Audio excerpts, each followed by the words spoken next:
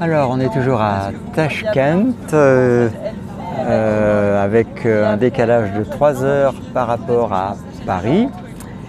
Et donc, l'avion s'apprête à s'élancer sur la piste. On aperçoit de la place où nous nous trouvons, Léna et moi, un des réacteurs. Et puis, il s'agit d'un Airbus 321 de la compagnie UZ. Et Lisa, je pense que j'ai vu des fois, elle sortait des livres de ses sacs.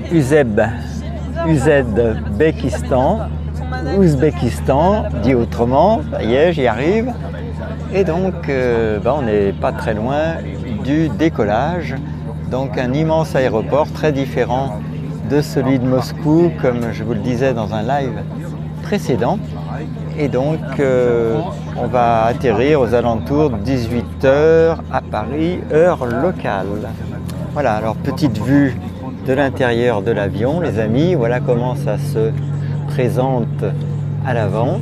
Et puis, sur le côté et à l'arrière, les amis, voilà la vue de cet avion, qui est donc un Airbus 321 de la compagnie Ouzbékistan. Vous l'avez sous les yeux ici, le nom de cette compagnie. Alors, elle propose des vols à des prix relativement intéressants, qui n'ont qu'un inconvénient, c'est d'avoir une escale à Tashkent. À l'aller, pas très longue, je ne sais plus combien, 3 ou 4 heures, mais au retour quand même 9 heures. Donc c'est un petit peu le point délicat. L'escale. L'escale. Et donc voilà, pour ce qu'il y a à dire dans cette étape du voyage. On aurait aimé vous montrer l'avion s'élançant sur la piste. On espère qu'il ne va pas nous faire attendre trop longtemps. Les réacteurs sont en chauffe. Et évidemment, comme on vous le disait dans les vidéos précédentes, on a été émerveillé par tout ce qu'il y a à découvrir dans Moscou. C'est une ville où on ne risque pas de s'ennuyer et on a bénéficié d'une météo extrêmement clémente, ce qui a amené un sérieux plus à notre voyage. Alors j'espère qu'on a rejoint cet avion avec un bus de mémoire, l'emplacement B10 dans cet aéroport. Donc voilà, et puis des étapes à passer avec la présentation des passeports, le contrôle des contenus avec les rayons X à plusieurs reprises. Bref, tout ça est sécurisé. On avait un peu oublié tellement ça faisait longtemps qu'on n'avait pas pris l'avion et donc ça semble s'être bien renforcé. Alors là, je suis quasiment contre le hublot de l'avion et on est en attente. J'imagine qu'une piste se libère. Pour l'instant, l'avion est immobile là où il se trouve.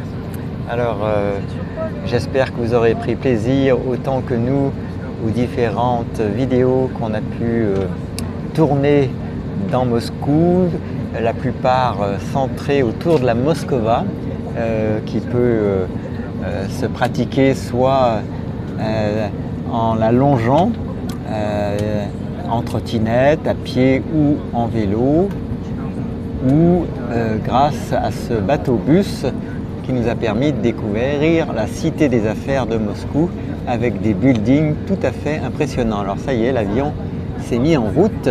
J'espère qu'on va pouvoir vous partager le décollage et peut-être une vue de Tashkent tout de suite après le décollage. Donc voilà, on est en Ouzbékistan, c'est pour le moins dépaysant. On y parle, semble-t-il, le russe en deuxième langue et l'ouzbékistan en première langue. Et donc, on peut se faire comprendre si on pratique bien le russe.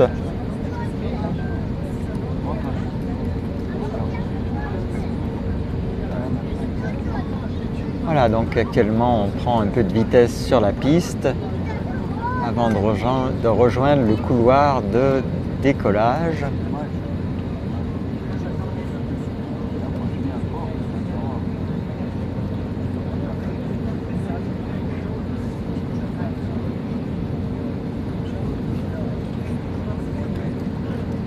Voilà, alors si vous avez coutume d'aller en Russie, si vous aimez ce pays, eh bien partagez-nous en commentaire les moyens de transport que vous utilisez, surtout s'ils sont récents, s'ils sont d'actualité, parce qu'évidemment la situation a bien changé ces 6 dernières années et ça n'est pas sans compliquer la tâche du voyageur et sans charger son budget, puisque évidemment ça oblige à faire des trajets qui sont de loin de la ligne droite.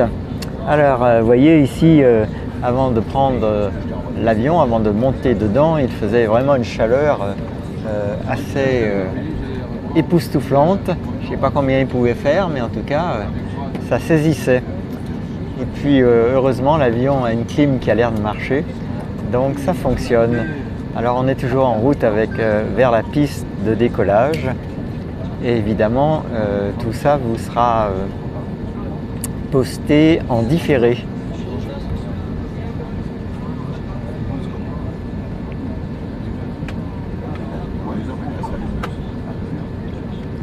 C'est vrai?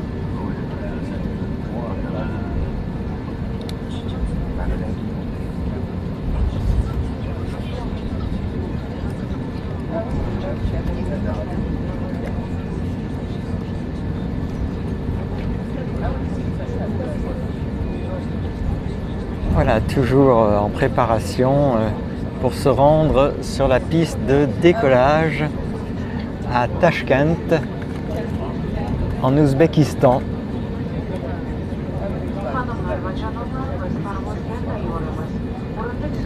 Alors petite vue à nouveau de l'ensemble de l'avion dans le sens de la marche. Et puis petite vue de côté. Voilà comment ça se présente. Voilà les sièges avec un dispositif qui semble fait pour les livres ou les tablettes, je ne sais. Les habitués des avions sauront peut-être nous dire. En tout cas, voilà le petit truc. Une prise USB pour charger ce qui a besoin de l'être. Et puis, pour le reste, c'est surtout le paysage qui est intéressant. Alors là, on est en plein soleil. On se déplace toujours sur la piste. On est en attente de l'accélération qui va donner le signal du décollage.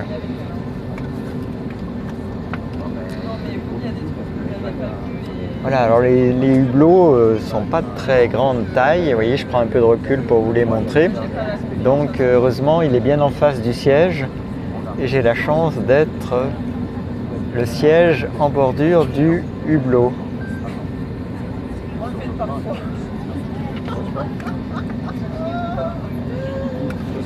Voilà, on est à nouveau à l'arrêt. J'espère qu'on va décoller sans trop tarder. Et donc, ceux qui sont habitués à venir en Russie et à atterrir à Moscou, eh bien, ça nous sera très utile si vous partagez en commentaire votre organisation de voyage, les avions que vous avez pris et votre niveau de satisfaction. Le nôtre est plutôt entier puisque tous les avions ont honoré leur contrat. Ça y est, on démarre, donc l'accélération, le moteur. Et dans quelques instants, eh bien, on va quitter ce sol.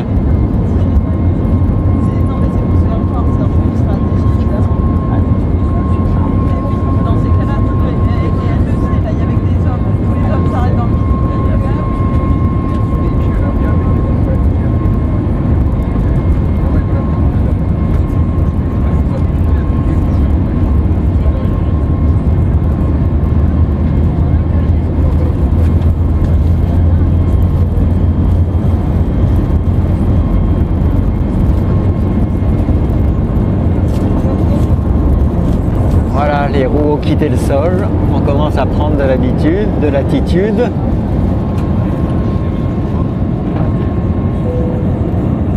Et donc voilà ce qu'on voit depuis vision aérienne de Tachkent en Ouzbékistan. J'ai pas beaucoup de marge de manœuvre pour orienter ma caméra.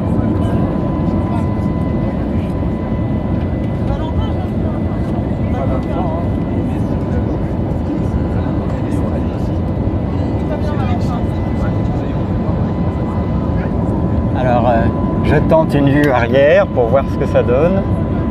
On n'a pas assez d'espace, donc on va devoir se contenter de ce point de vue.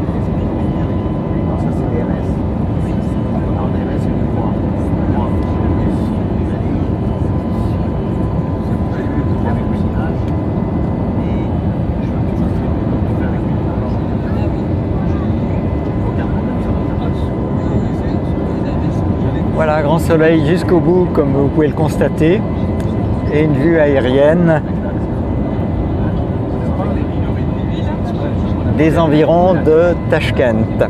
Les amis, on espère que tout cela vous donnera des goûts de voyage et surtout le désir de mieux connaître la Russie. Alors l'avion semble opérer un virage qui donne une meilleure vue, un peu plus contrastée.